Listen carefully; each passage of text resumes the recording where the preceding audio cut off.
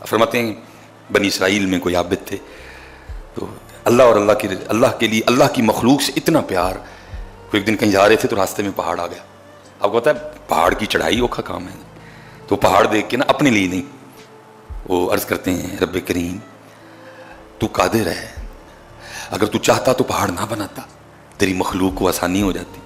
اتنا اوکھا پہاڑ چڑھتے ہیں پھر اترتے ہیں، تو قادر ہے، تو قدیر رب ہے، ان اللہ علی کل شیء قدیر تھے، تو نہ بھی اگر پہاڑ بناتا تو تیری مخلوق کو آسانی ہو جاتی. اتنی مشکل سے چڑھتے ہیں پھر اترتے ہیں. بات کا مفہوم ہے، منون نہیں ہے. بس یہ بات کی جو اس وقت کے نبی تھے نا، ان کو اللہ کی طرف سے وحی آئی کہ اے میرے نبی اس فلاں، اور لکھا ہے جی اس نے 400 سال اللہ کی عبادت کی تھی. 400 سال اس نے اللہ کی عبادت کی. بس اتنی بات اس کی اللہ کی مخلوق کی دل میں جو اللہ کے لیے اس کی محبت تھی اس وقت وہی اتنی تکلیف ہوتی ہے. پہاڑ پہ چڑھتے ہیں پھر اترتے، یا اللہ تو نہ پہاڑ بنا، تیری مخلوق کو آسانی ہو جاتی. اس وقت کے نبی تھے، ان کو اللہ کی طرف سے وحی آئی، اے میرے نبی اس کو جا کے کہہ دیں تو ہماری تخلیق پہ اعتراض کرتا ہے، ہم نے تیرا نام مقبولوں میں سے نکال کے آج کے بعد مردودوں میں ڈال دیا ہے.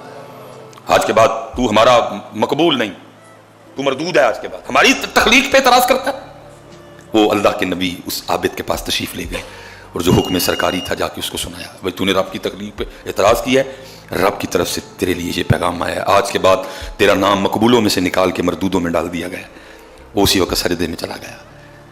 الحمدللہ الحمدللہ کا ورد تھا زبان پہ. اللہ کے نبی دیکھ رہے ہیں یہ کس بات پہ شکریہ ادا کر رہا ہے، اس کا نام مقبولوں میں سے نکال کے مردودوں میں ڈال دیا گیا.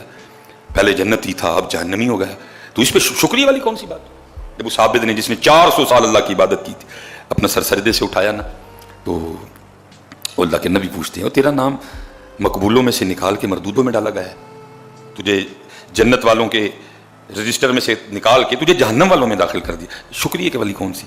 اس نے کہا جی میں اس بات پہ شکریہ ادا کر رہا ہوں، چلو دونوں میں سے کسی رجسٹر میں تو نام ہے، شکر ہے دونوں میں سے نہیں نکال دیا.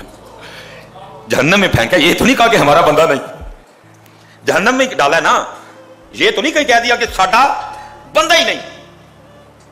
میں اس بات پہ شکر کر رہا ہوں کہ کہیں اتھو نہیں، کم از کم بندوں میں تو ہوں نا، ہوں جہنم میں لیکن بندوں میں تو ہوں نا. اس کو پتا تھا نا بندگی کا مزہ کیا ہے. وہ اقبال نے لکھا تھا، اقبال کہتا ہے اگر مجھے خدا بھی بنایا جائے تو میں خدا نہ بنوں، جو مزہ بندہ بننے میں ہے. سجدہ اس بات پہ ادا کیا ہے، شکر ہے بندوں میں ہوں، مقبولوں میں نہیں مردودوں میں ہی، بندہ تو ہوں نا اس کا. یہ تو نہیں اس نے کہیں کہا کہ ساڈا ہے ہی کھ نہیں، کسی رجسٹر میں تو ہے نا، دونوں ہی رجسٹر سرکاری ہیں نا. میں تو اس بات پہ شکر کر رہا ہوں. اور آگے سرچ کرتا اللہ کے نبی اب آپ ہی اللہ کا پیغام لے کے آئے ہیں کہ مقبول نہیں تو مردود ہے، آج کے بعد جنت میں تیرا کوئی ٹھکانہ حصہ نہیں، تو جنت میں جائے گا. اب میری طرف سے جا کے نا اب اللہ کی بارگاہ میں اتنا بھی عرض کر دیجئے گا کہ اے رب کریم تیرا بندہ عرض کر رہا ہے اگر بھیجنا جہنم میں ہی ہے نا تو پھر اتنا کرنا کہ میرے جسم کو اتنا بڑا کر دینا، میرے جسم کو اتنا بڑا کر دینا کہ ساری کی ساری جہنم میرے وجود سے ہی بھر جائے تاکہ کسی اور لا الہ الا اللہ کہنے والے کو جہنم میں نہ جانا پڑے. اتنی محبت اللہ کی مخلوق سے، اتنی محبت اللہ کی مخلوق سے، اللہ کی بس اتنی بات کرنی تھی. اللہ کے نبی علیہ السلام پر ادھر ہی وحی آ گئی. حکم آیا میرے نبی اس سے کہہ دیجئے یہ تیرا امتحان تھا، ہم تجھے آزما رہے تھے، بھلا کیا کرتا ہے، ہم لوگوں کو تیرا اخلاص دکھانا چاہتے تھے.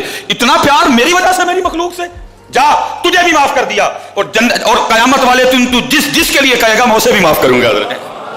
اسی لیے تو اقبال نے کہا خدا کے بندے تو ہیں ہزاروں، بنوں میں پھرتے ہیں مارے مارے، میں اس کا بندہ بنوں گا جس